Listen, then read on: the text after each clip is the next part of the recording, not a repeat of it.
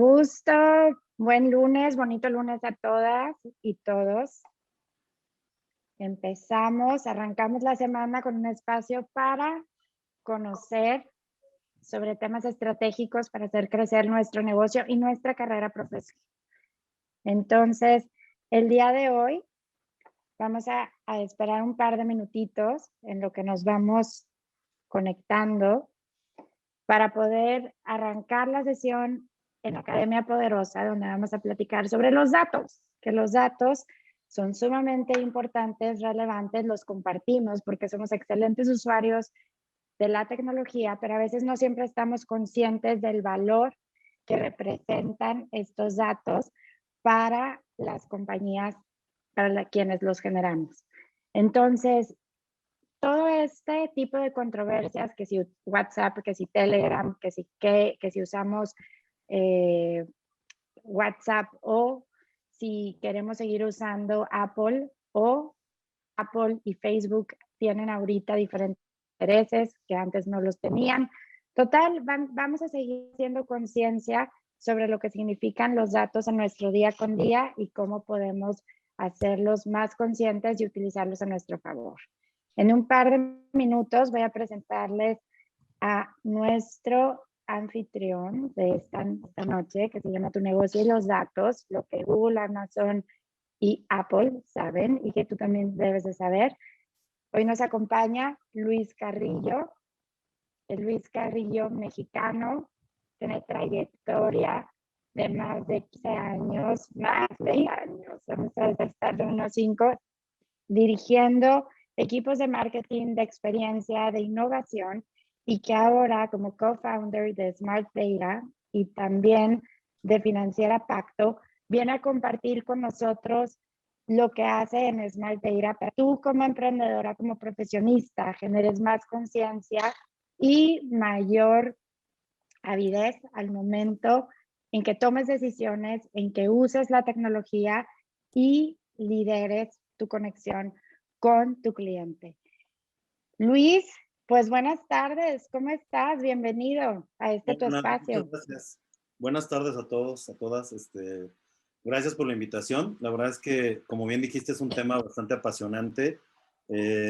También es un tema que muchas veces no le prestamos la suficiente atención por el mismo, digamos, actuar del día a día. Vamos dejando como estas breadcrumbs o todas estas migajas de pan. Hagan de cuenta que vamos como Hansel y Gretel dejando pistas por ahí o footprints de dónde andamos. Y no siempre somos conscientes de que lo hacemos, pero pues al mismo tiempo también vamos dando muchas pistas de quiénes somos y cómo somos, ¿no? Entonces, en la plática de hoy vamos a tratar de encontrar y desenmarañar un poquito, digamos que vamos a hablar de la historia de cómo estas cosas poco a poco han ido influyendo cada vez más en nuestras vidas, ¿no? Y entender también, visto desde otro punto, cómo es que estos datos, esta información, finalmente, pues es un activo muy fuerte, muy grande que tenemos normalmente en las empresas. Muchas veces los emprendedores y emprendedoras no somos conscientes de la misma información que tenemos tanto del cliente como de la empresa como tal, ¿no? Entonces, creo que pues vamos a empezar a desenmarañar pues toda esta historia, ¿no? Entonces, pues ustedes me dicen cuando quieran que empecemos, Nat, y pues adelante, ¿no? Muchas gracias por la invitación. Gracias por este acercamiento. Adelante. Ok, pues empezamos entonces. Nuevamente muchas gracias. Me voy a permitir compartirles algunas diapositivas para que podamos ir desarrollando bien este tema que, como bien les decía al inicio de la plática, en realidad, normalmente, pues toda esta historia o esta serie de historias que poco a poco vamos contando a través del tiempo y a través de toda la cantidad de información que vamos generando en los diferentes sistemas. Y no solo en los sistemas, sino que también lo hacemos a través de nuestros puntos de venta, por ejemplo, digamos, todas las interacciones o estos momentos de verdad que de repente tienen los clientes con nosotros y que finalmente, pues, de alguna u otra manera nos dan pistas también sobre ellos, ¿no? Entonces, vamos a empezar. Muchas gracias nuevamente. Bienvenidos, bienvenidas. La primera parte les queremos contar, ahora sí que les quiero contar la historia de la historia. Es decir, todo empezó literal desde la época de las cavernas, todos estos temas de información. Siempre hemos tenido una necesidad pues digamos, como especie de compartir lo que nos pasa, de compartir lo que de alguna manera va registrando el tiempo, ¿no? Desde las cavernas, los egipcios, las escrituras que fuimos encontrando con los mayas, la numeración, y entonces llegó una primera revolución completa, ¿no? ¿En qué momento fue donde explotó la información en el primer inicio? Fue cuando se inventó la imprenta con Gutenberg. Esta imprenta lo que logró fue empezar a diseminar toda la información por todos lados, y digamos que fue cuando el conocimiento y toda la revolución del intelecto empezó a suceder, ¿no? Porque ya podíamos compartir ideas de una forma, pues digamos, de alguna manera más on the go, ¿no? Para llamarle de alguna forma. Y luego la segunda gran revolución, pues fue cuando el Internet llegó a nuestras vidas.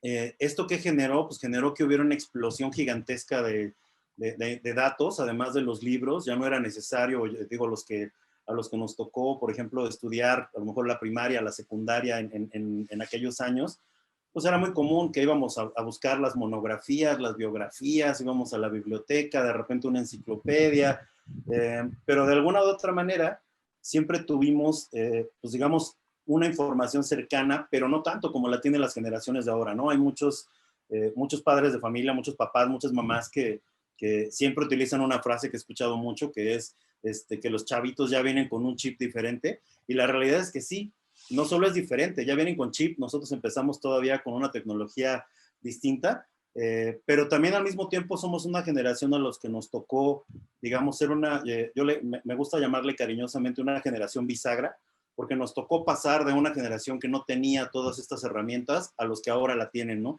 Entonces somos como este puente que conecta las dos etapas de la evolución de la humanidad, y creo que eso es algo que está increíble para todos, ¿no? De ahí también se fue dando una necesidad muy grande, ¿no? Una vez que fuimos generando tanta información, pues digamos que también la forma de procesarla tuvo que ir cambiando. Lo que ven en la primera foto, esa fue la primera memoria RAM que se hizo en 1962. Literal parece, no sé, como si fueran cajas de refresco que traen ahí cargando, pero son bulbos y es la forma en la que se iban registrando por medio de transistores, etcétera.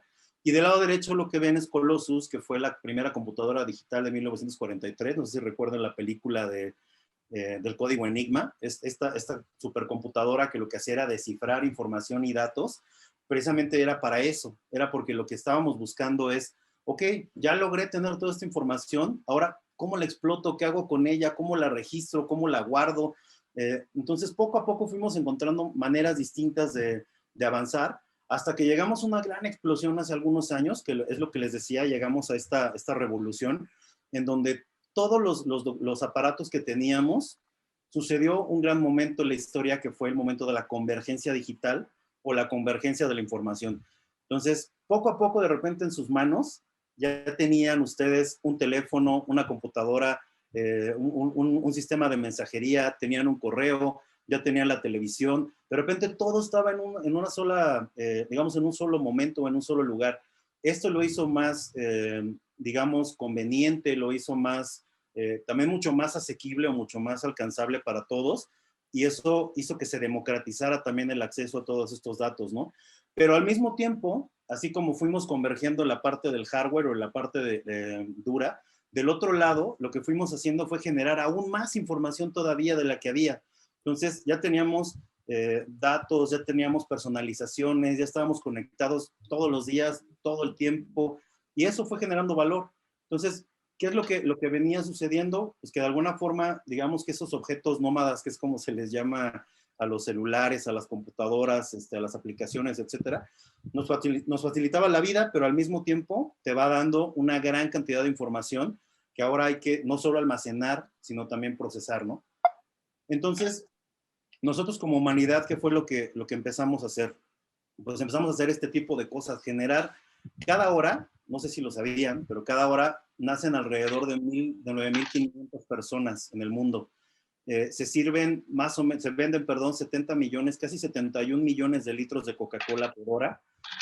casi 22 millones de litros de cerveza. Seguramente habemos unos que colaboramos más o menos con esa estadística. Y de vino son más o menos 3 millones de litros de vino, lo que cada hora se consume. Pues imagínense estos grandes números que empiezan a suceder cada hora. Entonces, ¿qué pasa cuando esto lo llevamos a un nivel de cada 60 segundos? Esto es lo que pasa cada 60 segundos. Esta es, digamos, la cantidad de información que se generó para todos el año pasado. En 60 segundos en Internet tenemos $1 millón gastados en línea. Se mandan casi 42 millones de mensajes por WhatsApp. Estamos embarcando a través de Amazon 6,600 paquetes. En Instagram los perfiles empresariales tienen 138,000, casi 140,000 clics en 60 segundos. Pues imagínense cada vez que ustedes están entrando y lo están registrando las diferentes plataformas, toda esta información se está generando.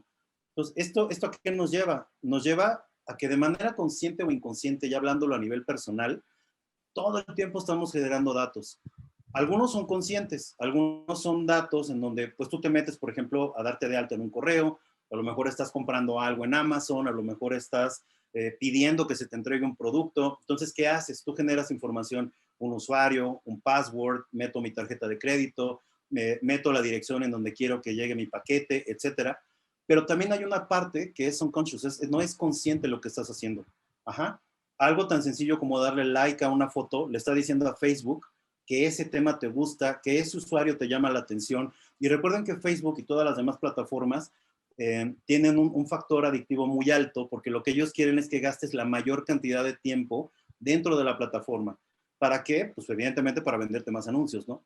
¿Y qué es lo que van haciendo con eso? Van aprendiendo de ti o van aprendiendo de los usuarios y eso genera que también te vayan dando contenido pues cada vez más enfocado hacia ti, ¿no? Y lo hacen ya ahora a través de diferentes plataformas. Digo, Facebook simplemente ahorita ya es dueño de Instagram, es dueño de WhatsApp, y entre ellos mismos se comparten información. Hace poco hubo una controversia grande alrededor de los términos y condiciones de WhatsApp, que finalmente, pues digo, por un lado no es nada nuevo, o sea, todo el tiempo se ha hecho, la única diferencia es que ahora pues te lo pusieron enfrente, y dos, pues es lo que hacen todas las aplicaciones. Digamos que aún y cuando nos cambiemos a Telegram o alguna otra, eso sigue pasando, ¿no?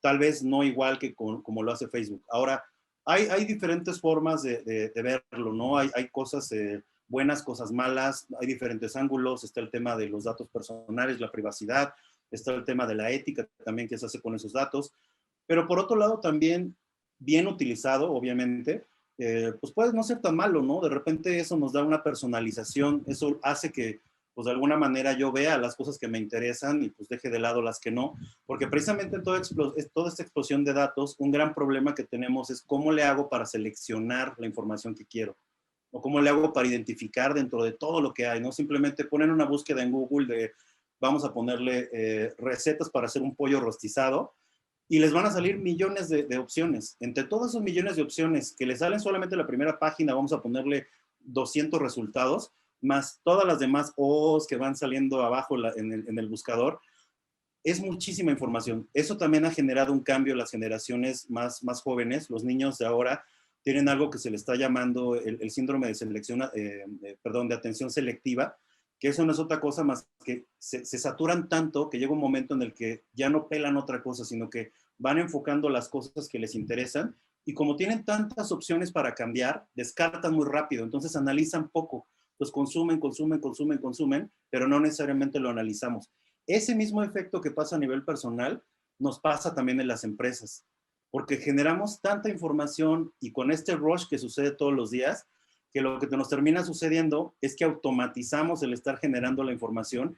Tenemos en la agencia algunos clientes incluso que nos han llegado a decir, oye, pues es que yo mido todo de mi aplicación, yo sé a qué hora entra, a qué hora sale, cuánto tiempo estuvo, etcétera, etcétera, etcétera. Y lo que nosotros siempre les preguntamos es, está increíble, ¿y qué haces con esos datos? No, pues todavía no sé bien, pero pues yo lo mido todo. Entonces, ahí está el chiste, ¿no? Hay una regla de dedo que les vamos a compartir como parte ahora sí que de todos estos insights y demás que les vamos a ir dando durante la sesión. Uno muy importante es que, ¿cómo saber cuando un dato es relevante o no es relevante para mi empresa? Hay una forma muy sencilla. Si ese dato que yo estoy sacando me sirve para tomar una decisión, es un dato que sí necesito saber. Si es un dato con el que no puedo tomar una decisión, puede ser que no lo necesite. A lo mejor le falta un dato adicional para poder tomar una decisión. Pero en una empresa, siempre cualquier dato, cualquier información, para saber si vale la pena medirla, tiene que ver con que me permita tomar una decisión. ¿Cómo me voy a dar cuenta de los datos que no estoy midiendo y que necesitaría saber? Muy sencillo. Las decisiones que me haga falta tomar, pregúntense por qué no las hemos tomado. Y por lo general son decisiones porque no tengo toda la información. ¿Eso qué quiere decir? Ahí me falta un dato, ahí me falta información. Entonces, eso mismo de toda la vorágine de información que va saliendo, esa es una manera muy sencilla de que ustedes como líderes o cabezas de una empresa o de un proyecto se vayan dando cuenta qué tan bien o qué tan mal lo estamos haciendo a la hora de seleccionar los datos y no llenarnos de información, porque información hay un chorro allá afuera, ¿no? Y si no, pues también hay forma de que puedan ir viendo con algún benchmark, con alguien que los pueda asesorar, con alguien que se puedan acercar, pues para siempre preguntar y ver de qué manera se puede hacer de una mejor forma, ¿no? Entonces imagínense que con todos estos data points, que es como se le llama, todos los puntos de contacto, hay más de 5,000 data points que se pueden conseguir de una sola persona. Nosotros en Smart lo que hacemos es que tenemos la llave para encontrar la forma de cómo vamos a ir haciendo digamos, toda esta vorágine de datos, convertirlos en algo que finalmente les funcione o que nos funcione para tomar estas decisiones, ¿no? Yo quiero hacer una pregunta. Sí. Cabilidad, sexualidad, lo que viene siendo la inteligencia artificial, poder entender las emociones, digamos, de tantos los que generamos, qué actitudes y por qué suceden. Porque también lo que hemos visto es que las redes sociales o los datos o las conductas que nosotros reflejamos en las redes sociales a veces distan mucho de lo que realmente el consumidor está sintiendo, diciendo. Bien han dicho toda esta parte del positivismo tóxico o reacciones donde sí, amiga. Entonces, ¿cómo ver más allá o cómo quitar esas nuevas conductas y realmente llegar a esos insights que reflejen valor en resultados de negocio? ¿Cómo Eh, quitas eso? Ujú. es buena pregunta, Nat. Creo que ahí aplica bastante bien la regla de dedo que les mencionaba hace un momento. Finalmente, de nada me sirve saber que le están dando muchos likes a una foto si en realidad no hago nada con eso. ¿Qué es lo que yo tengo que lograr hacer? Es siempre pregúntense de cada dato, además de si me sirve para tomar una decisión, también pregúntense tres cosas básicamente. Uno, entiendo perfectamente de qué estoy hablando, es decir, entiendo perfectamente el dato, el contexto, de dónde salió, eso es lo primero. Lo segundo, que también es muy, muy importante, es cómo me afecta esto que está pasando. Es decir, a mi empresa, en sus resultados, cómo le está afectando. Es decir, en la medida de que esto siga sucediendo, siga ocurriendo, ¿qué puede pasar con mi empresa? ¿Le puede ir mejor? ¿Le puede ir peor? No lo sé. Esa es una forma. Y la otra, además de cómo les afecta, la tercera pregunta es cómo lo puedo aprovechar. Porque a veces no se trata solamente de encontrar cosas que me están dañando, a lo mejor es una conducta correcta, a lo mejor es un vendedor que está haciendo muy bien su trabajo, ¿cómo le hago para que los demás vendedores vendan igual? Entonces, esta parte de tratar de eliminar en tu empresa el positivismo del que hablabas ahorita, Nat, creo que tiene mucho que ver con ser más objetivos con la información y tratar de quitarle un poquito el sentimiento, ¿no? Digo, evidentemente todo al final del día son sentimientos y somos personas y como humanidad siempre nos vamos a mover a través de los sentimientos, pero la parte interesante de esto es que logremos encontrar en cierta medida pues, de qué forma es en la que vamos a tener que interactuar con esta información, ¿no? Entonces, Antropólogos, ¿no? Antropólogos digitales, correcto, sociólogos. correcto. Miren, nunca hay mejor forma de saber qué le gusta a tu cliente más que observando todo el tiempo. O sea, yo recuerdo cuando entré en las dos empresas grandes que les puedo contar, en donde yo tuve una experiencia importante como PepsiCo, Sabritas, en Cinépolis también. Las dos empresas tenían algo en común que compartían. En el caso de Sabritas había un programa que se llama Salir a Ruta, que es cuando te sube literal a una camioneta con un vendedor y andas por todos lados con él y te avientas toda la ruta. ¿Eso qué te ayuda? Te ayuda a ver en qué tienditas se meten, cómo los tratan los tenderos, perdón, en las tienditas, etcétera. pero al mismo tiempo también qué es lo que se vende, qué es lo que no se vende, el producto que lanzaste, si se mueve, si está venciendo en el anaquel, etcétera. Y en el caso del cine, nosotros a los empleados les llamábamos cariñosamente cinepolitos, y también te ibas de cinepolito un día. Entonces te metías a servir palomitas y eso también te ayudaba a ver qué problemas tenías, lo que sufrían ellos, ibas cambiando de rol en todos, había una cosa que se llama rol operativo y te iban cambiando de área. Entonces, ¿qué les recomiendo? Que también ustedes, no por el hecho de que lo sepan hacer ya, no lo dejen de hacer, pero no lo hagan a una, digamos, como una forma de, pues, medio de castigarse cada quien, sino les voy a pedir un favor cuando vayan. Cuando vayan al mercado, cuando vayan a su empresa, lleven algo que se llama visión de museo. Cuando tú vas a un museo, te das permiso de ver las cosas, te preguntas por qué sucede, te preguntas por qué está ahí. Si yo te pongo una taza en una vitrina en un museo, dices, órale, qué padre, y aquí se servían el chocolate, entonces los aztecas, el cacao, etcétera. Y tú le encuentras toda la historia. Y si tú ves una taza en tu casa, ya no lo haces. ¿Por qué? Pues porque es algo que normalmente ves, ¿no? Entonces traten siempre de llevar esa visión de museo por un lado, y por otro lado hay un consejo muy bueno que nosotros le llamamos en Smart, Still Like an Artist. De hecho hay un libro que se llama así. Entonces róbalo como un artista. ¿Qué hacen los artistas? Yo me inspiro, veo que me gusta de otro lado y me lo traigo. Entonces siempre estén con esta curiosidad, no dejen de ser curiosos. Yo creo que el ADN de un emprendedor siempre pasa por ser curioso y por ser una persona que todo el tiempo está queriendo aprender cosas y todo el tiempo estamos buscando la mejor manera de ejecutarlo, ¿no? Entonces, pues con todo esto ya en puerta, lo que les podemos decir de todos estos 5,000 data points que estamos viendo es que finalmente, pues lo que tenemos es el recurso más valioso precisamente. Hay empresas como Google, Facebook, Tesla, Uber, Amazon, Microsoft. Si ustedes se fijan ahorita en las 500 empresas más valiosas de todo el mundo, la mayoría tienen que ver con datos o la mayoría saben explotar sus datos, ¿no? En el caso de Tesla, pues digo, se inventan hasta un piloto automático ya que te lleva de un lugar al otro a través de la información que está generando y que está recabando. Entonces, todas estas empresas tienen que ver con información. No quiere decir que necesariamente nosotros volquemos todas nuestras empresas a este rubro, pero sí quiere decir que si hay empresas de este tamaño que reconocen ese valor, pues imagínense lo que yo les estoy dando, tanto a nivel personal como a nivel institucional, como empresa, ¿no?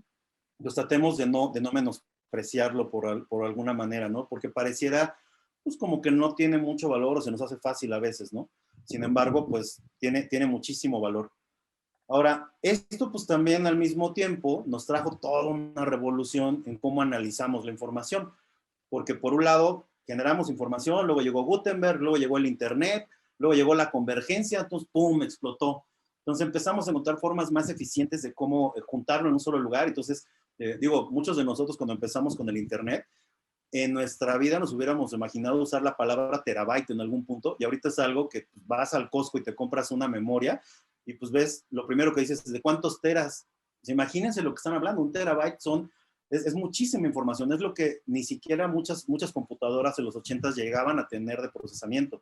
Pero al mismo tiempo, también tenemos que encontrar herramientas distintas, que son las que a través de la historia nos van contando cómo le voy a hacer para analizar esos datos, ¿no? Entonces ha habido revoluciones que vamos viendo desde los 70s con el tema de sistemas para el soporte de decisiones o la toma de decisiones. Hay una parte más ejecutiva que salió por ahí de los 80s, 90s, digamos que fue cuando las empresas empezaron a hacerlo un poco más formal. Después empezamos ya con toda la parte analítica y online entre la última década de los 90s y principios del 2000. Y después también empezó un tema de business intelligence, que son como estas herramientas que se le llama BI comúnmente, en donde ya tengo algo que se le llama cubos, que son como tablas dinámicas, donde vas jalando información de un lado, del otro, juegas con la información en tiempo real. Y así nos fuimos hasta que de repente encontramos temas como lo que hace un rato mencionabas, Nat, acerca de la inteligencia artificial. ¿Qué es la inteligencia artificial? ¿A qué se refiere? ¿Qué es ciencia de datos? Bueno, vamos desenmarañando poco a poco estos misterios, ¿no? La parte de análisis de datos, que podría ser como la primera, segunda generación, simplemente son temas matemáticos estadísticos para la toma de decisiones, digamos con las gráficas básicas que vemos, ¿no? Utilizar Excel, meter una tablita, hacer una gráfica. Normalmente todos los negocios cumplimos con esa primera parte y pues pareciera como que es suficiente. Después empieza todo el tema de Big Data. Big Data, hagan de cuenta que son todas estas bases de datos grandes que no tienen una estructura, pero que son muy dinámicas. Recuerdan hace un rato que les hablábamos acerca de todo lo que pasa cada 60 segundos en Internet. Pues imagínense, cada 60 segundos es un dato distinto.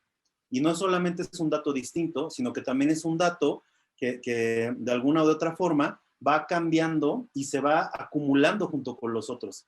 Entonces, eso lo que nos va generando son bases de datos gigantescas, que no necesariamente todo el tiempo estamos midiendo por lo mismo, ¿no? Porque tampoco es que estemos buscando la forma de tenerlo todo en un solo lugar, pero a grandes rasgos Big Data quiere decir eso, son bases de datos que no están estructuradas, eso es importante. ¿A qué nos referimos con que no están estructuradas? Si yo ahorita les preguntara quién tiene la base de datos de las copas de vino que se han tomado en el mundo, pues por ahí igual alguien las tiene, a lo mejor alguien que se dedique al vino, pero en realidad no hay como una base de datos que alguien le esté dando seguimiento. A eso se le llama que no está estructurado. Simplemente son datos que se generan por la misma interacción entre todos, ¿no? A eso se le llama que no está estructurado. Luego llega la parte de ciencia de datos. Ciencia de datos ya son métodos científicos que se utilizan para extraer esta información, estructurarla ahora sí, darle una forma y empezar a hacer bases de datos, perdón, heterogéneas, que es como se le llama. ¿A qué le llamamos heterogéneo? Heterogéneo quiere decir que si bien son datos que pueden parecerse, sí pueden ser datos distintos. Heterogéneo, al final del día en una base de datos quiere decir que puedo tener dos bases de datos distintas, como ven aquí dos colores, azul y rojo, y sin embargo, gracias a a la ciencia de datos, puedo hacer que se encuentren las correlaciones, que son las líneas que ven cruzando entre una y otra, y eso me va a permitir encontrar comportamientos, ¿no? Vamos a suponer que no lo sé, hicimos un estudio, por ejemplo, para una empresa que tiene un modelo educativo novedoso, en donde están utilizando iPads para que los niños puedan tener sus clases y demás, ¿no? En este sistema educativo, cuando hicimos el primer análisis, nos decían pues, que querían que les echáramos la mano para ver qué opinaban los papás, ¿no? Acerca pues, del sistema, del modelo, etcétera, etcétera. Y querían ver sobre todo cuáles eran los principales problemas que los papás veían. Entonces ellos en su cabeza, pues imagínense qué pensaban, pues pensaban pues el contenido, a lo mejor la duración de los cursos, a lo mejor el tipo de video, a lo mejor si es suficientemente académico, si el niño lo está aprovechando correctamente. ¿Cuál creen que fue el dato número uno que sacamos? El dato número uno fue que las iPads todas tenían una funda de plástico, y la queja de los papás era que no encontraban esa funda en otro lado porque el niño la rompía y no había dónde comprarla. Entonces, ese era uno de sus principales problemas. Y son cosas que a lo mejor no tienen absolutamente ninguna, pero gracias a estas metodologías de ciencia de datos, te puedes dar cuenta cómo una variable puede influir a la otra y cómo de alguna forma estas grandes bases de datos se correlacionan en los comportamientos. Ajá. Y la última parte, que es inteligencia artificial, es, ya tengo la base de datos grandota, con ciencia de datos saco información, y luego lo que hago es escribir, digo, se oye muy técnico el término algoritmos, no es otra cosa más que una ecuación, en donde hagan de cuenta que es como una macro en Excel. Eso ya es un algoritmo. Una macro en Excel es cuando tú le dices, mira, primero haz esto, después haces esto, y si te encuentras esto, reaccionas con esto. Son instrucciones que tú le das a la computadora. ¿Cuál es la diferencia o cuál es la diferencia con tu Excel? La diferencia es que en un programa de computadora como el que utilizas todo el tiempo, vamos a llamar el mismo Excel, Word, cualquier otro programa, tú tienes, digamos, funciones determinadas. Es decir, hay botones que ya están definidos, hay funciones que ya están definidas, y a menos que el programador, en este caso el señor Bill Gates, diga, híjole, ¿saben qué? Le agregamos una nueva función. ¿Qué es lo que hacen? Les mandan una actualización y entonces el sistema borran la versión anterior que tenían y luego le ponen la versión nueva. Eso, digamos, es como evolucionan normalmente los programas. ¿Qué pasa con la inteligencia artificial? La inteligencia artificial va aprendiendo de lo que le pasa. Entonces, él se da cuenta que si de repente hay un botón que no utilizas, lo que haces es esconderte ese botón, porque lo optimiza. Lo que dices, pues ya me di cuenta que Natalia nunca le pica este botón, o que Luis jamás utiliza el tema de la cámara, pues lo quito. Esto lo hace mucho, por ejemplo, empresas como Amazon. Hemos hecho análisis que justo para un cliente estamos haciendo un análisis. Cada 7 minutos están cambiando los listados de los productos que aparecen en Amazon. ¿Por qué? Porque tienen miles de versiones. Todas estas versiones que van pasando, también son prueba y error. Hacen muchas pruebas. Y lo que van haciendo, también Facebook hace lo mismo. No sé si les ha pasado que de repente llegan y ven un botón diferente en Facebook. De repente yo lo tenía de un lado y lo cambiaron. sin necesariamente que se haya actualizado todo, o sea, no hay como un gran lanzamiento de actualización, pero lo ven distinto. Entonces ya no solamente es el feed o el muro, como comúnmente le conocemos, sino que también los botones y la configuración y qué botones ponen arriba y abajo, todo eso se prueba. Y generalmente se hacen grupos de prueba y la misma inteligencia artificial va aprendiendo poco a poco cuáles son tus preferencias y de qué manera es en la que tú te sientes más cómodo. Esto otra vez tiene un lado bueno y un lado malo. El lado bueno es que cada vez es más personalizado. Entonces, para mí está configurado y para mí hay una manera en la que yo me siento cómodo. Lo que te puede llegar a generar como problema es que hay algo que se le llama, hay un término muy novedoso que se le llama cajas de resonancia en redes sociales. Estas cajas de resonancia lo que va pasando es que solo ves las ideas con las que tú estás de acuerdo. Y eso evita que tal vez veas un punto de vista diferente. Por eso siempre se recomienda que las redes no solamente sigas las ideas con las que estás de acuerdo, sino también con las que no. A lo mejor no todo el tiempo, pero una o dos personas. ¿Por qué? Porque siempre te va a abrir ese panorama, el ver cómo lo ven ellos del otro lado, ¿no? Entonces, este efecto hay que tratar de trabajarlo, ¿no? Hay muchos ejercicios que se han hecho con inteligencia artificial. Hay, digamos, ya algoritmos que se reescriben. A esa parte ya de los algoritmos se les va llamando ya Machine Learning y Deep Learning. Pero no son, todo es un cruce más o menos de esos tres universos, ¿no? Entonces, resumiendo que es el tema de ciencia de datos, son tres grandes universos los que lo componen. Primero, hay una parte de análisis de negocio, que es la parte que está abajo. Hay otro mundo que se llama matemáticas y estadística, y hay otro que se llama ciencias computacionales. El cruce de esos tres mundos es lo que les da al final del día la ciencia de datos. Ajá. Cuando cruzas computación con matemáticas, te da el machine learning. ¿Qué es machine learning? Es un tipo de inteligencia artificial en el que la máquina solito se va reescribiendo y solita se va optimizando. Ajá. Cuando tú tienes una computadora de este estilo, digamos que ella va, no sé si han visto de repente las películas, digo, se relaciona mucho con que hay un robot y demás. No necesariamente tiene que ser robótico o humanoide, que es como se le llama. Muchas veces son simplemente algoritmos que van aprendiendo y se escriben solos, que eso es la parte interesante. Antes yo me tenía que meter como programador y si encontraba un error, borrarlo y reescribirlo. Ahora ya no. Ahora lo que hago es, la máquina solita me dice, oye, hay un error, lo corrige y vámonos, ¿no? A lo que sigue. Ahora, eso tiene otra implicación, que es la auditoría de esos mismos algoritmos, ¿no? De los trabajos del futuro. Sí, claro, El, correcto. Hay por, mucha gente que habla, ahorita que lo mencionas, Nat, acerca de... Hay un libro muy bueno que también les recomiendo, es de Andrés Oppenheimer. Ese libro habla acerca de todo lo que tiene que ver con esta revolución se llama Sálvese quien pueda el libro, y tiene que ver con esta revolución de cómo las máquinas de repente pareciera pues, que me van a quitar el trabajo porque todo se va a automatizar. Pero otra vez, eso es verlo desde un punto de vista fatalista. Siempre, igual como les dije, hablábamos hace un rato, preguntémonos cómo me afecta, pues me puede quitar mi trabajo. Y la segunda es cómo lo puedo aprovechar.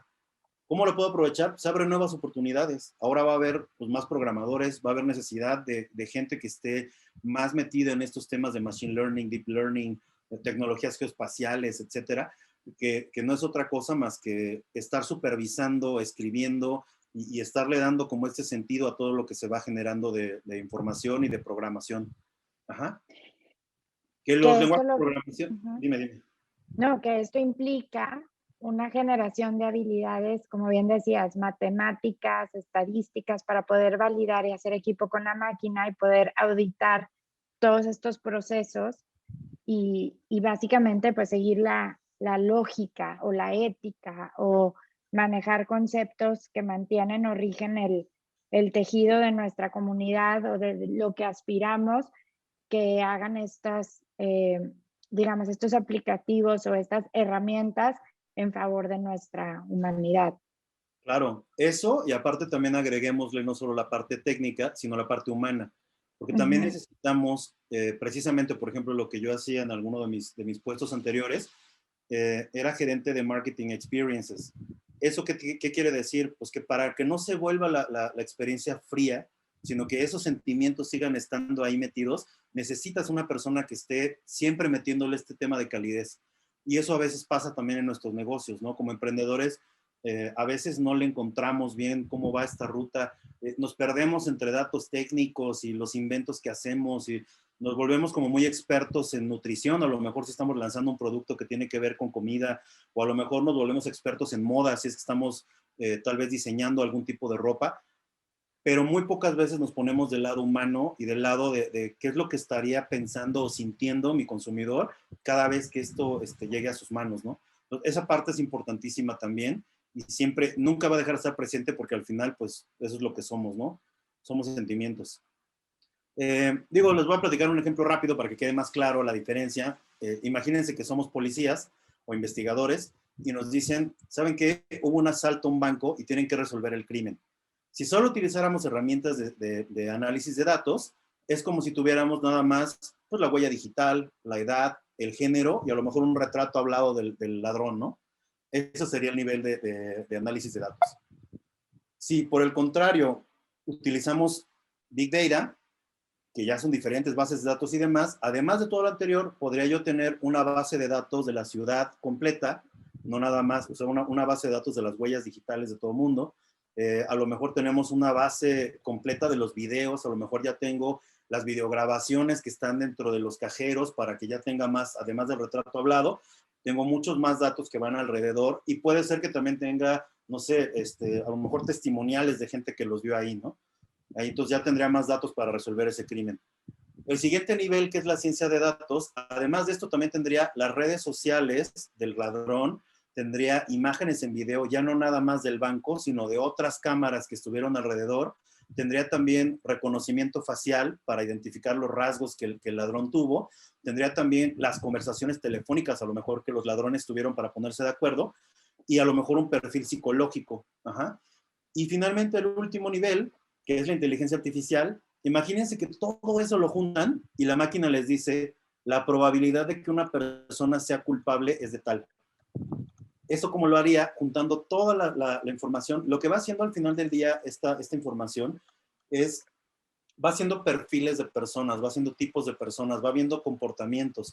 Entonces, hace poco se hizo un experimento con un, no recuerdo ahorita el nombre, perdón, de la universidad que lo estaba corriendo, pero pusieron creo que fue el MIT, pusieron una inteligencia artificial para estar contestando, interactuando como si fuera una persona en redes sociales. Y lo que dicen es que en menos de una hora ya estaba aprendiendo groserías, insultos, bullying, etcétera, pues porque es demasiada esta información. Entonces lo que la inteligencia artificial aprendió es, ok, pues así es como hay que jugar en este juego, pues así jugamos, ¿no?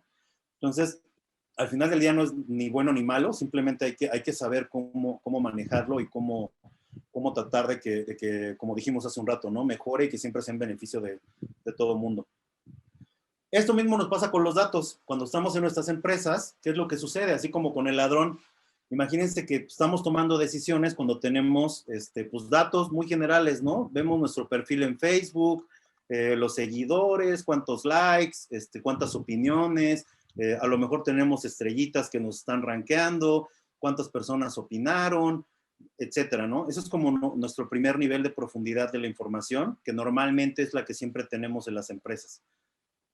Un siguiente nivel podría empezar a ver ya temas de opiniones positivas, opiniones negativas, si hay temas de buen servicio, mal servicio, si ¿cómo se llama? Las instalaciones están adecuadas o no, si a la gente les gusta, etcétera.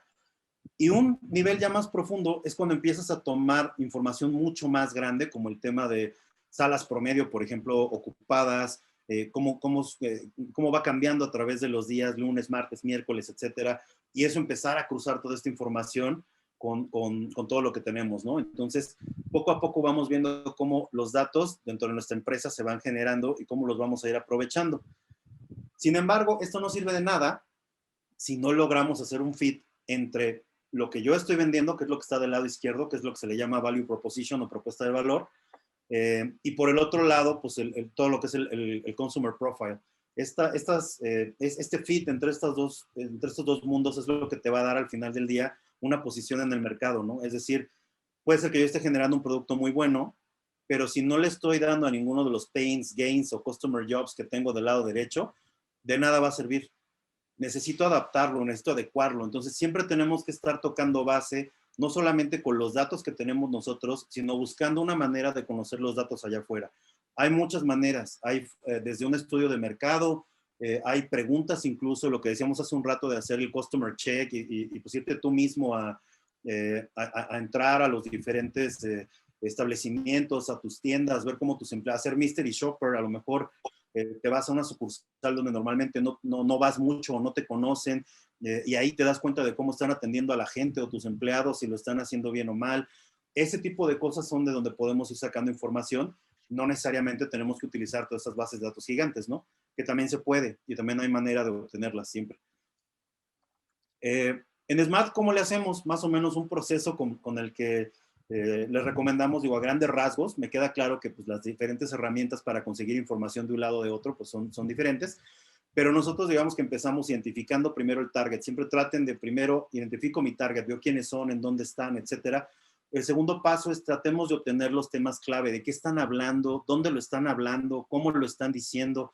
De ahí definamos una estrategia de marca o de empresa, es decir, qué mensaje les quiero dar, qué imágenes les quiero dar o qué imagen quiero proyectar, en qué lenguaje lo quiero decir, en qué momento, en qué lugar. Después ejecuten esa campaña, tanto la parte de contenido como la parte de pautaje. La parte de contenido es importante porque a veces cuando la mayoría, cuando hablamos de temas de marketing, y este es un error muy común, pues todo el mundo piensa luego en la tele, en el radio, en las redes sociales, en cuánto va a costar la campaña, en cuántos likes voy a tener, pero espérense tantito. Las campañas se forman de dos cosas. Uno es contenido y el segundo es el pautaje. El pautaje es en realidad en dónde lo estoy poniendo para que lo vean, pero es igual o más importante lo que le estoy diciendo. Y en eso es en lo que a veces menos nos ponemos a pensar. Ajá. ¿Y qué es lo que hacemos? Pues terminamos haciendo un logo como el que sacaron del aeropuerto Felipe Ángeles hace un poquito, que todo el mundo hizo memes alrededor de eso. ¿Por qué? Pues porque evidentemente el contenido pues era importante. Claro que es importante cómo lo digo, es importante cómo lo voy a comunicar. No se trata nada más de poner una foto y pues súbelo, ¿no? O ponle el logo ahí en la esquina que se vea bonito y vámonos. No, dense ese tiempo, de verdad se lo recomiendo mucho. Léanlo, revísenlo. Y también lo pueden hacer igual que lo hace, como decíamos hace un rato, Facebook. Háganlo ustedes también, hagan pruebas. Mándenselo a una amiga, dígale, oye, ¿cómo lo ves? Pero sobre todo más que cómo lo ves, porque normalmente la retroalimentación que nos dan es, pues, está bonito, está feo, está de un color, no me gustó, etcétera. La pregunta clave ahí es, pregúntele, ¿qué entiendes? ¿Qué idea se te quedó de esto? Esa es la pregunta clave que tienen que hacerle a sus conocidos, amigos, clientes incluso. Pueden ir ahí mismo a su establecimiento, enseñarles una hoja, tal cual, con una impresión, y se le oiga, buenas tardes, fíjese que estamos haciendo una campaña y le quería preguntar, ¿qué idea se le quedó de aquí después de leer esto? Dígame qué le pareció. Y van a encontrar un montón de respuestas que les dan, ¿no? Desde el que les dice, pues la verdad yo no le entendí, otros te van a decir, pues me dio flojera leerlo, otros te van a decir, no, pues yo le entendí tal cosa, y no lo juzguen, otra vez, como en un museo, solo escuchen. Y eso váyanlo guardando para que en algún momento después lo puedan corregir o podamos ver cómo nos robamos, entre comillas, la parte que queremos comunicar, ¿no? Entonces traten siempre esta parte de ejecutar la campaña, no se les olvide el contenido, además del pautaje. Y finalmente, pues las mediciones y ajustes, pues hay que ver qué funcionó, qué no funcionó, se movió algo en el ambiente, porque también eso puede pasar. A lo mejor ahorita nosotros estamos vendiendo nieve y estamos súper contentos y de repente, ¿qué creen? Soy una nevería la michoacana en Texas y nos cayó una nevada. Pues evidentemente algo cambió en el ambiente. Tenemos que corregir, hay que ver ese rumbo, cómo lo movemos, ¿no? Y entonces volvemos a empezar todavía con el tema del target. Digo, para irme un poco más rápido, algunos de los servicios que ofrecemos nosotros, digo, tiene que ver con temas distintos como, digo, en este caso del mundo político, pues intención de voto, etcétera, pero básicamente lo que quiero que vayan viendo es que hay muchas maneras de irlo leyendo, no es tanto la idea de leerlos todos, pero hay también encuestas que puedes ir haciendo, hay formas de hacerlo. Nosotros lo hacemos con grandes bases de datos, con tiempos de respuesta más rápidos, porque ya tenemos la tecnología, pero pueden empezar desde algún nivel más abajo. Digo, no necesitan tener el gran algoritmo gigantesco para sacar toda la información.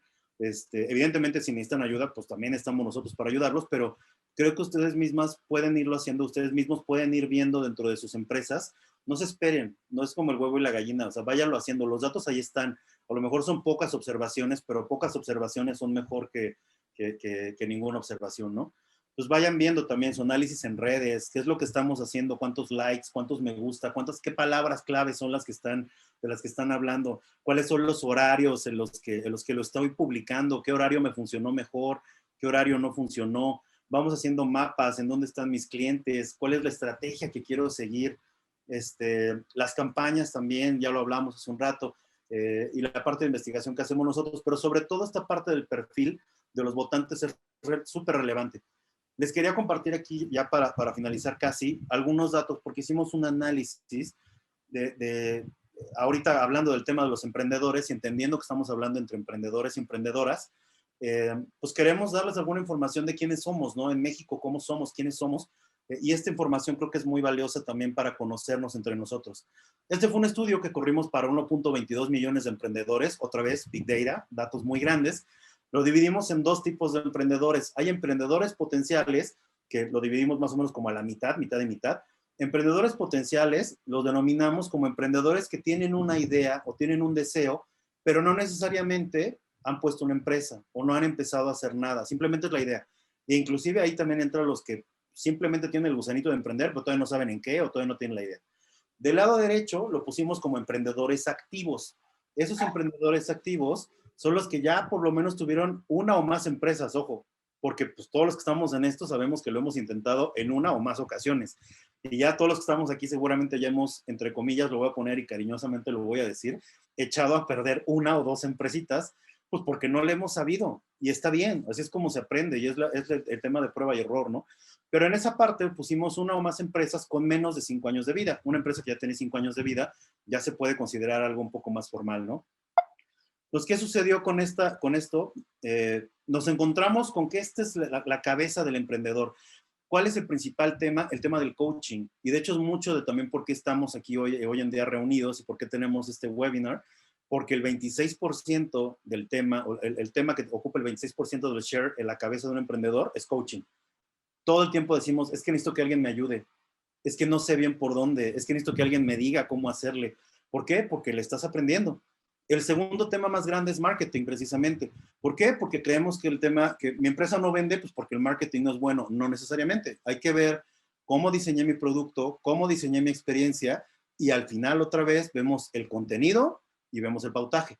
Entonces, en ese orden también lo podemos ir haciendo, pero el 23% lo que nos dijo fue marketing es el principal. Hay por ahí un 15% que tenía en mente conferencias, educación financiera con un 13%, que también es importante porque a veces dicen, híjole, es que no le sé absolutamente nada a los números, no sé ni con qué se come. Yo lo que soy un excelente pastelero, una excelente diseñadora de modas, pero pues a mí eso de los números ni me preguntes, ¿no? Y está bien, porque un emprendedor siempre empieza así. Ahora, hay un pequeño salto que me gustaría que todos estuviéramos conscientes.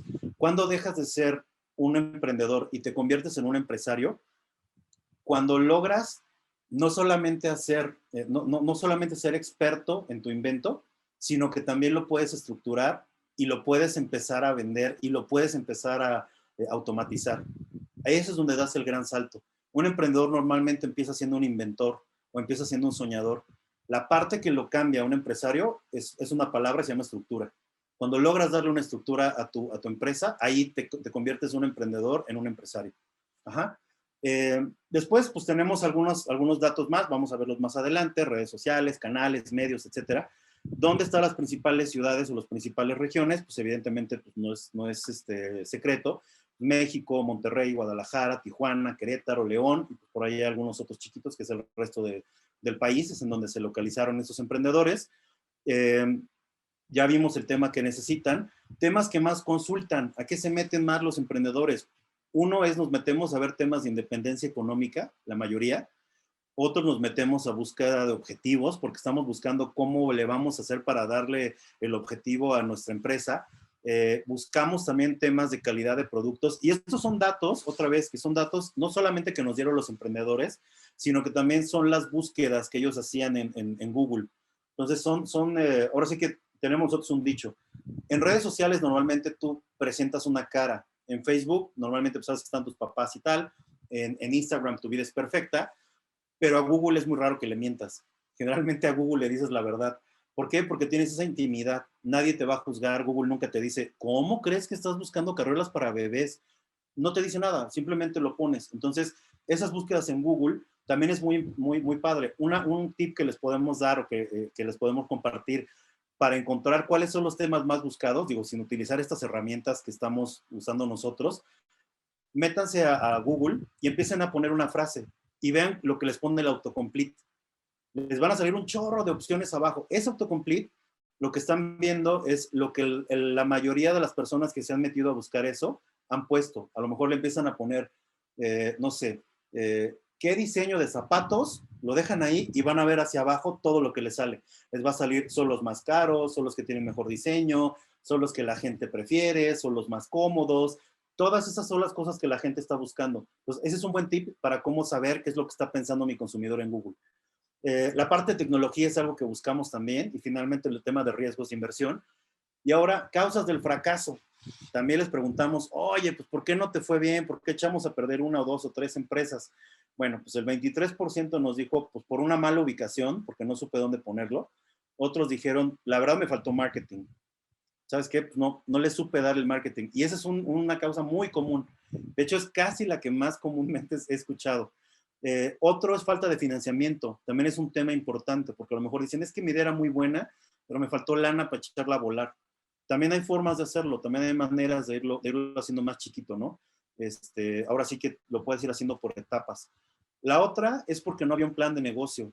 A veces tú pones una cafetería y puedes tener una muy buena cafetería, pero cuando quieres que un inversionista o alguien le meta dinero, lo primero que te va a preguntar es, oye, ¿cómo está el plan de crecimiento? ¿Cuántas cafeterías quieres abrir por año? ¿En qué lugares los vas a abrir? ¿Qué rentabilidad te van a dejar? Entonces, ese plan de negocio de cómo voy a ir haciendo que mi empresa crezca, es en donde normalmente no le ponemos atención y por eso no lo podemos escalar. Ajá. Entonces, esa parte de escalabilidad, por ejemplo, nosotros en la financiera, si nos pregunta un inversionista, ¿cómo vas a hacer crecer la parte de originación o cómo vas a colocar más créditos? Lo que yo voy a hacer es decirle, mira, voy a abrir tantas sucursales en tantas localidades con estas características y aparte voy a abrir un canal digital que haga tal y tal y tal. Eso es lo que tú tienes que lograr, esa parte del plan de negocio. Y la última, pues es falta de experiencia, pero pues eso se va remediando, pues precisamente echándole ganas con una y otra vez, ¿no? Una parte importante, ¿qué motivos son los que nos llevan a emprender? 45% dijeron independizarme. Y la mayoría de los emprendedores, pues claro que eso queremos. Todo el mundo queremos ser nuestro propio jefe, queremos tener nuestro propio ingreso, no queremos que nadie nos diga qué hacer, quiero ser dueño de mi tiempo. Pues, claro que sí, pues quiero independizarme de todo lo que les dije. El 35% nos dijo, quiero tener mi propia marca, porque a mí me interesa, quiero tener ese orgullo. El 20% dijo, pues quiero tener más ganancias que en una empresa, pues porque reconocen que trabajando en el mundo Godín, como fue mi caso, muchas veces pues no vas a crecer lo suficiente como para que te den esas satisfacciones. Digo, en mi caso fue más un tema de reto intelectual, eso se los comparto de una manera, ahora sí que aquí entre nosotros nada más. ¿Qué fue lo que me llevó a mí a dejar esta vida corporativa y empezar a hacer un emprendimiento? Mucho tuvo que ver con el reto intelectual. Ya no me sentía igual de retado por un lado y por otro lado me sentía un poco atado en relación a qué era lo que tenía que hacer y para dónde lo tenía que hacer. Entonces, de alguna forma, pues caigo en ese 45% de independizarme. No era económicamente, sino era más bien intelectualmente de lo que yo me quería independizar. Y los sueños, pues 44% es no depender de nadie, que sigue siendo independizarse, 20% tener muchas sucursales y el 19% crear una marca exitosa. Y hay un 17% pues, que también quieren ese reconocimiento. Al final del día es, quiero dejar una huella en el mundo y que se sepa que hice algo relevante y algo padre, ¿no? Conocimientos necesarios que creen los emprendedores, que también es importante. 32% que creen pues, plan de negocios, otra vez, esa estructura, volvemos a esa palabra. Marketing, un 20%, contabilidad, sistemas, ventas, etcétera. El mejor canal para aprender, el 35% cree que en seminarios es el mejor lugar para aprender. 30% cursos online, como ahorita estamos aquí, qué bueno. Estamos dentro de ese 30% que nos está ayudando a aprender mucho más. Hay un 18% que nos dijo a través de consultorías y 17% a través de los libros. Entonces, esos son los canales que más vemos como para aprender. Ya vimos las causas del fracaso, pero hay una palabra, miedos. ¿A qué le tengo miedo como emprendedor? El 36% nos dijo al alto pago de impuestos. evidentemente es un miedo grande porque todo el mundo decimos, híjole, es que me van a empezar las cargas fiscales, etcétera, etcétera. A eso le tenemos miedo y eso al mismo tiempo genera que no lo hagamos tan formal. Y eso de alguna manera también hace que no le metamos muchas ganas al plan de negocio. Y si recuerdan, el plan de negocios es una de las causas de fracaso. Entonces, ese miedito hay que quitarlo, no pasa nada. De todas maneras, vamos a tener que pagar impuestos de una forma o de otra. La otra es no posicionar mi producto. Les da miedo que el producto sea muy bueno, pero que la gente no lo conozca. Otra vez, es un tema de marketing. Ajá. Hay que ver si es cierto, hay que ver si realmente fue porque no lo conocían o hay que ver si en realidad el producto no estaba bien alineado, ¿no? Nosotros en Smart, algo que les podemos compartir cuando empezamos este proyecto con mi socio y mi mejor amigo también, empezamos haciéndolo más enfocados como en la parte técnica y hablarles de todo este tema de, pues yo soy un cuate que le sabe la ciencia de datos, pero en realidad cuando tú vas con un cliente, el cliente, pues así como que digas mucho que le interesa cómo lo saco, pues no, o sea, él sabe que yo lo sé y está perfecto, lo que le interesa es el dato y qué voy a hacer con ese dato. Entonces nos enfocamos no tanto en el proceso, sino en el resultado y en el producto final.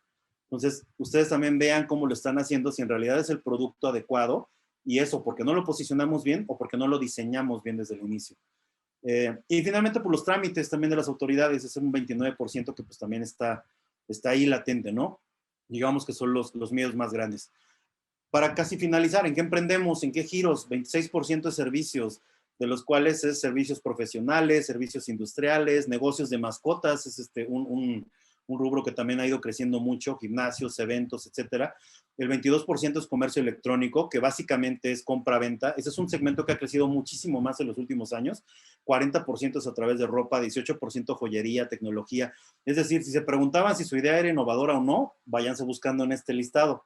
Vamos viendo por dónde andamos, ¿no? Porque a lo mejor estamos en un segmento que está altamente competido. ¿Eso qué quiere decir? No es bueno ni malo, simplemente que entre más competencia tengamos, más ganas le tengo que poner para que mi producto sea distinto.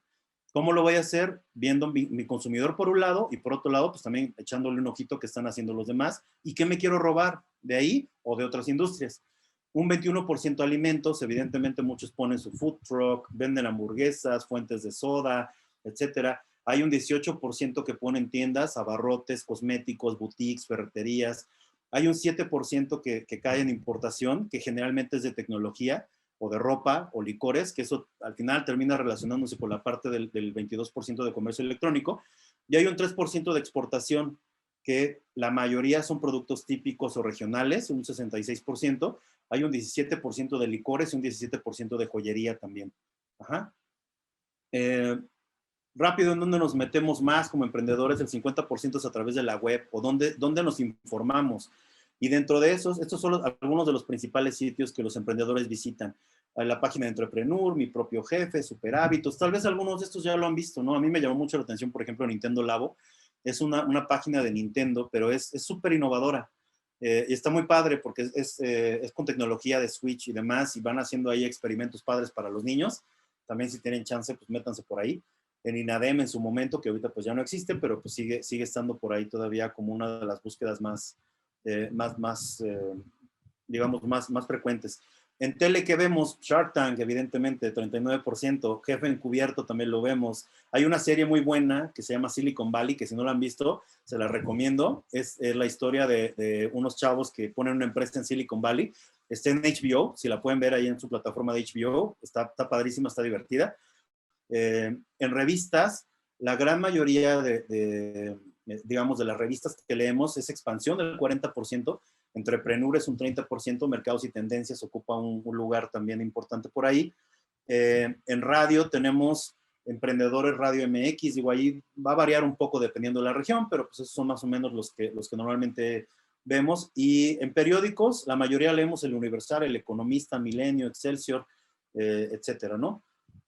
Digo, no me voy a tener mucho más en estos, pero también ahí tenemos a quienes es a los que seguimos más. Hay páginas, en muchas páginas de estos perfiles como de Ser Emprendedor, Mundo Emprendedor, Mentes de Negocio, Negocios y Emprendimiento. Hay muchísimos, ¿no? Estos son de los más grandes porque tienen más seguidores y también es los que seguimos más.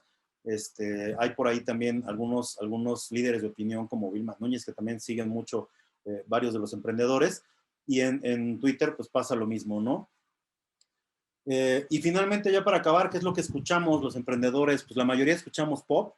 Dentro del pop, pues parece que Gloria Trevi fue como de las mejores en ese momento que hicimos la encuesta.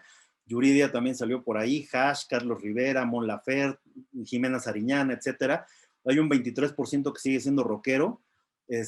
Hay un 13% que ya le empieza a pegar al baile o le empezamos a pegar a la cumbia y a la salsa, con Los Ángeles Azules, evidentemente. Los Ángeles Azules que hicieron una parte de innovación increíble a la hora de cruzar entre categorías, porque eran un grupo de cumbia, salsa, era como más de música tropical y popular mexicana, y de repente haciendo estos crossovers de pop, le dio a un mercado totalmente diferente. Entonces ya veías gente que no le gustaba esa música, pero sí escuchaba la versión de Jimena Sariñana con ellos, o escuchaba la versión de Denise de Belanova cantando también alguna, o la de Belinda cantando con ellos también, ¿no? Entonces, esos crossovers fueron una herramienta de marketing muy padre para ellos. Y lo demás, pues hay otros géneros, ¿no? Ranchero, banda, reggaetón, K-pop también. K-pop es importante. Ese ha venido creciendo mucho, no solamente en música, sino también en contenidos. Digo, métanse a Netflix, hay un montón de series coreanas. También tiene que ver con oferta y demanda, ojo, porque también Netflix le ha metido mucha lana a los Netflix Originals, que de hecho, no sé si sepan, pero Netflix tiene planeado para este año, entre este año y bueno, los próximos creo que son 3 o 4 años, le va a meter más o menos $350 millones en contenido, para desarrollar contenido. Entonces, le va a meter muchísimo dinero, y eso pues para desarrollar contenido también latino y mexicano, para el mercado latinoamericano. Somos un mercado muy grande. Digo, ya como panregional, pues somos casi del mismo tamaño que China, o un poco por ahí vamos, perdón, de la India. Entonces ya traemos un tamaño bastante grande, ¿no? La India que tiene como 1.200, 1.500 millones de personas, pues por ahí vamos y juntamos a todos los latinos, ¿no? Entonces, bueno, pues finalmente pues les quería nada más hacer un par de reflexiones. Recuerden que dentro de todo lo que tienen ustedes en su empresa, están sentadas o estamos sentados en una mina de oro, en una mina de petróleo, que lo que tenemos que hacer es explotarlo. Recuerden que tienen ese recurso muy valioso, que no necesariamente todo el tiempo lo sabemos explotar, que no necesariamente sabemos cómo hacerle o que no sabemos obtenerle. Ahorita durante la plática les fuimos contando varios tips, varias maneras, formas muy sencillas. Digo, no necesitan contratar a lo mejor a un consultor muy grande, o a lo mejor pueden ir haciendo cosas pues, ustedes mismas al alcance de su mano, cosas muy pequeñas que de repente tengan la manera de acercarse con ese cliente, ¿no? El chiste es no perder ese contacto, ¿no? Entonces, bueno, pues las quiero dejar también con una reflexión. No todo lo que puede ser contado cuenta, según Albert Einstein, y tampoco todo lo que todo lo que cuenta puede ser contado. Esto es lo mismo que hablábamos hace un rato del tema de no perdernos en este mar de datos. Hay que ver realmente qué vale la pena, realmente qué es lo que queremos encontrar y qué es lo que queremos resolver, porque, pues, como decimos nosotros en Smart Data, not every data is smart data. ¿Ah? Pues bueno, pues por mi parte sería todo. No sé si tengan preguntas, si quieran que comentemos algo más, alguna anécdota que queramos contar, Nat, algo que por ahí se me haya pasado y que quieras que también platiquemos.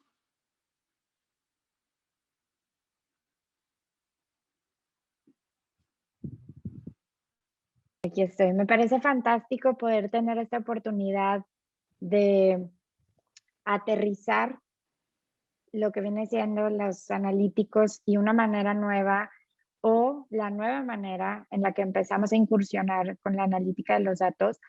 Creo que hay un tema donde los emprendedores nos vemos a nosotros mismos como estos multitaskers que haces ventas, desarrollo de producto, desarrollo de ideas, plataforma y cantidad de cosas.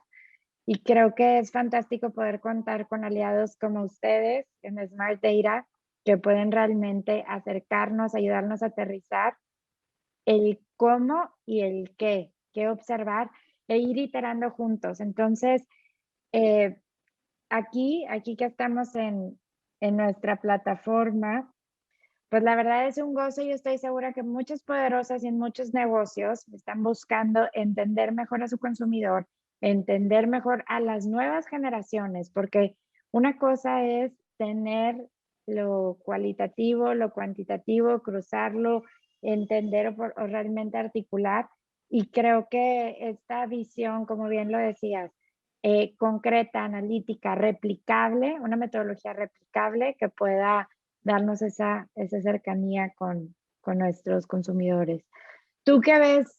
¿Tú qué ves, Luis, para como habilidades para los emprendedores dentro de los siguientes años? Híjole, la verdad es que creo que dentro de las habilidades, yo creo que la primera tiene que seguir siendo curiosidad.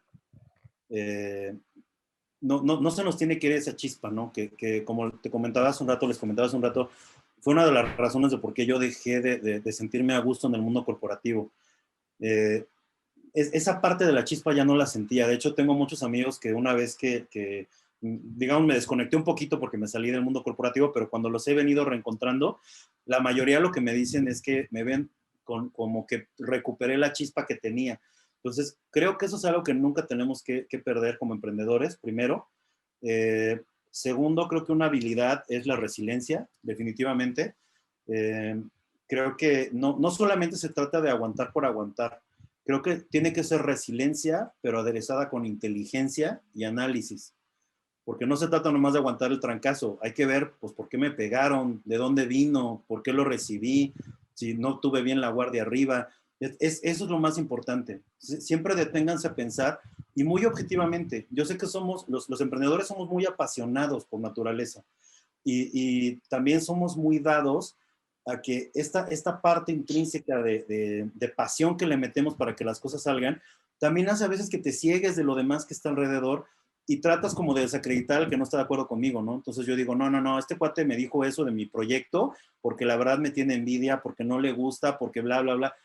Espérate tantito, vamos a ponerlo objetivo. En una de esas tienes razón y pues, el cuate o la chava o la persona pues tiene razón, es una persona que no tienes que escuchar el consejo, pero puede ser que sí. Entonces, creo que esa parte de resiliencia con inteligencia y análisis es algo que tenemos que buscar. Creo que tenemos que ser más mercadólogos también, en general.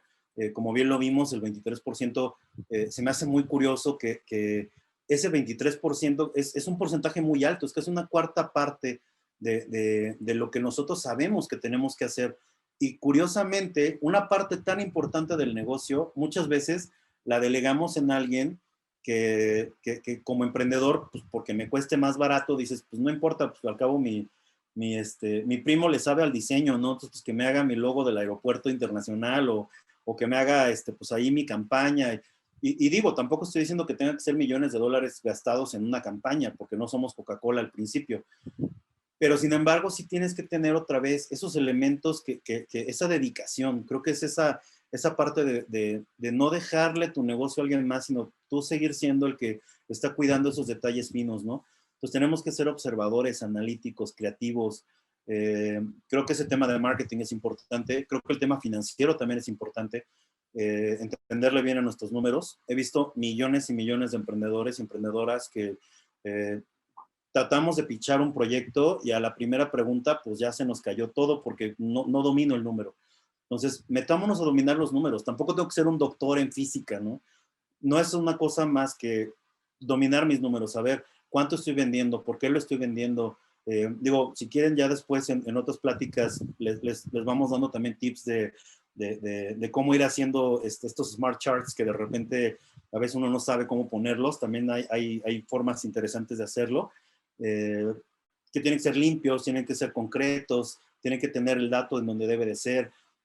Pero básicamente lo que tratas de lograr es, entiende tus números, apréndetelos. En realidad no necesitas más que álgebra, sumas, restas, divisiones, cosas muy sencillas. En los negocios la matemática no es lo complicado. Lo complicado es entender el espíritu del número. Eso es lo difícil.